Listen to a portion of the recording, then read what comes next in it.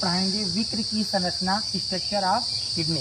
Structure of kidney जो कि कक्षा 10 का महत्वपूर्ण क्वेश्चन है। बार बार लगभग ये प्रश्न बोर्ड में आता है। विक्र की संरचना, स्ट्रक्चर ऑफ किडनी। देखिए, मनुष्य में विक्र सेम के बीज के आकार का होता है। जो विक्र होता है, किडनी होती है मनुष्य में, आप लोग सेम देखो, सेम का बीज, तो सेम के बीज के आकार का होता है। आप लोग देख रहे हैं कैसे होता है, सेम के बीज का आकार का होता है, या कह सकते हो कीप जैसी, जैसे कुप्पी होती है, कीप जैसी संरचना होती है। यह लगभग 10 सेंटीमीटर लंबा, विक्र कितना लंबा होता है, लगभग 10 सेंटीमीटर लंबा तथा 5 से 6 सेंटीमीटर चौड़ा। कितना चौड़ा होता है, 5 से 6 सेंटीमीटर चौड़ा और 2 से 5 सेंटीमीटर मोटा होता है। विक्र जो लंबाई विक्र की होती है लगभग 10 सेंटीमीटर होता है और चौड़ाई 5 से 6 सेंटीमीटर होता है और मोटाई जो है लगभग 2 से 5 सेंटीमीटर होता है। वयस्क पुरुषों में विक्र का भार 125 से 170 ग्राम होता है। वयस्क पुरुष मतलब होता है जो युवा अवस्था के जो पुरुष होते हैं, वयस्क पुरुषों में विक्र का भार लगभग कितना होता है, 125 से 170 ग्राम होता है तथा वयस्क स्त्रियों में विक्र का भार कितना होता है, 115 से 155 ग्राम होता है।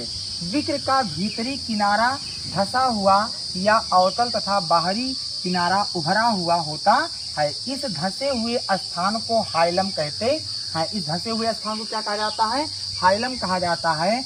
और इससे मूत्र नलिका निकलती है, और इससे क्या निकलती है, मूत्र नलिका निकलती है तथा रीनल धमनी व रीनल शिरा भी जुड़ी होती है। आप लोग देख रहे हैं, रीनल धमनी और रीनल शिरा ये दोनों क्या होती हैं, विक्र से जुड़ा होता है। विक्र का भाग ठोस होता है। विक्र का जो भाग होता है बिल्कुल क्या होता है बेटा, ठोस होता है। विक्र का भाग जो है क्या होता है, ठोस होता है और 2 भागों में बटा होता है। विक्र का कितने भागों में बटा होता है, 2 भागों में बटा होता है।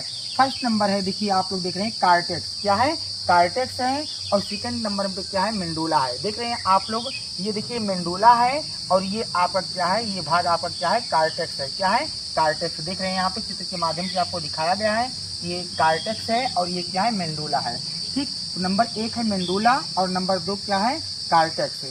ठीक, तो देखिए अब कार्टेक्स क्या है, करें बाहरी हल्का बैगनी रंग का होता है। जो कार्टेक्स होता है, ये जो आप लोग देख रहे हैं कार्टेक्स, जो विक्र का बाहरी हिस्सा होता है, इसी को हम लोग क्या बोलते हैं, कार्टेक्स बोलते हैं।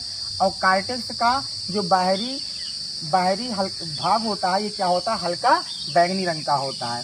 फिर नंबर 2 पे है क्या, मेंडुला। मेंडुला क्या है, करें भीतरी गहरे रंग का केंद्रीय भाग होता है। जो मेंडुला होता है ये भीतरी भाग होता है। क्या होता है बच्चों, भीतरी भाग होता है और ये गहरे रंग का भाग होता है। तो देखिए नोट में आप बता सकते हैं कि प्रत्येक विक्र में लगभग जो है लाखों की संख्या में सूक्ष्म व लंबी कुंडलित विक्र नलिकाएं, इसको आप लोग नेफ्रॉन भी बोल सकते हो, नेफ्रॉन होती हैं। उसके बाद देखिए किडनी के मरीजों के लिए प्याज का सेवन बेहद फायदेमंद होता है। अगर कोई व्यक्ति किडनी का मरीज है तो उसको प्याज का सेवन करना उसके लिए क्या होता है, अत्यधिक फायदेमंद होता है। दूसरा नंबर आप लोग बता सकते हो ब्राउन राइस, जिसको आप लोग गोल्डन राइस के नाम से जानते हो, सुनहरा धान के नाम से भी जानते हो। ब्राउन राइस जैसे अनाज बार बार खाने चाहिए किडनी को ताकतवर बनाने के लिए। अगर आपको किडनी को ताकतवर बनाना है, सक्षम बनाना है, तो आपको गोल्डन राइस का प्रयोग करना है। अगला नंबर है किडनी को शुद्ध करने के लिए। देखिए किडनी को शुद्ध करने के लिए निम्न बातों का ध्यान देना चाहिए। पहला चीज तो यह है कि स्वस्थ आहार का सेवन करें। स्वस्थ आहार का, संतुलित भोजन का सेवन करना चाहिए, जिसमें सभी पोषक तत्व तो आपकी प्रचुर मात्रा में पाए जाते हैं, उनका आपको सेवन करना चाहिए। नमक का सेवन सीमित करें, और जो नमक होता है, नमक का सेवन बहुत अधिक नहीं करना चाहिए, सीमित मात्रा में करना चाहिए। धूम्रपान और शराब न पिएं।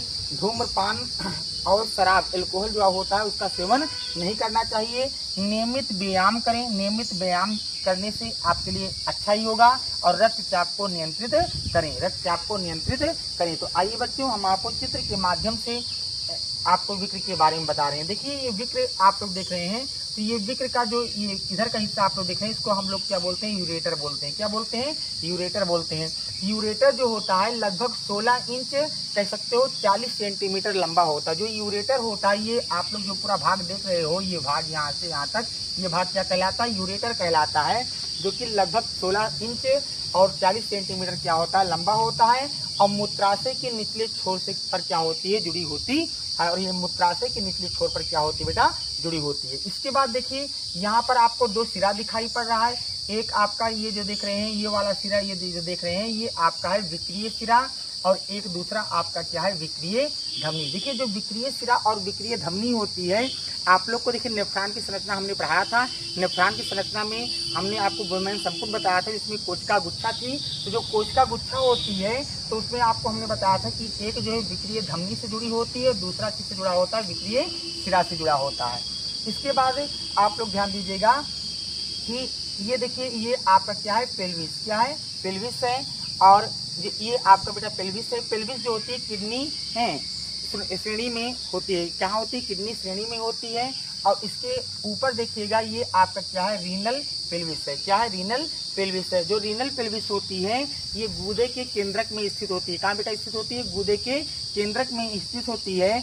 और यहाँ मूत्र एकत्रित होता है। और यहाँ पे क्या होता है, मूत्र जो होता है, मूत्र क्या होता है, एकत्रित होता है, इकट्ठा होता है। इसके बाद ध्यान दीजिएगा, ये आपका क्या है, मेंडुला, ये सब आपके क्या है, मेंडुला है। तो मेंडुला क्या है, ध्यान दीजिएगा, किडनी मेंडुला का जो है मतलब अंदरूपी या कह सकते हो कि आंतरिक हिस्सा है। मेंडुला पानी, लवण और एसिड, ठीक ना, को छानकर मूत्र को नियंत्रित करने में क्या करता है, मदद करता है। क्या करता है, मदद करता है। इसके बाद यहाँ पर ध्यान दीजिएगा, ये कार्टेक्स है, क्या है बेटा, कार्टेक्स।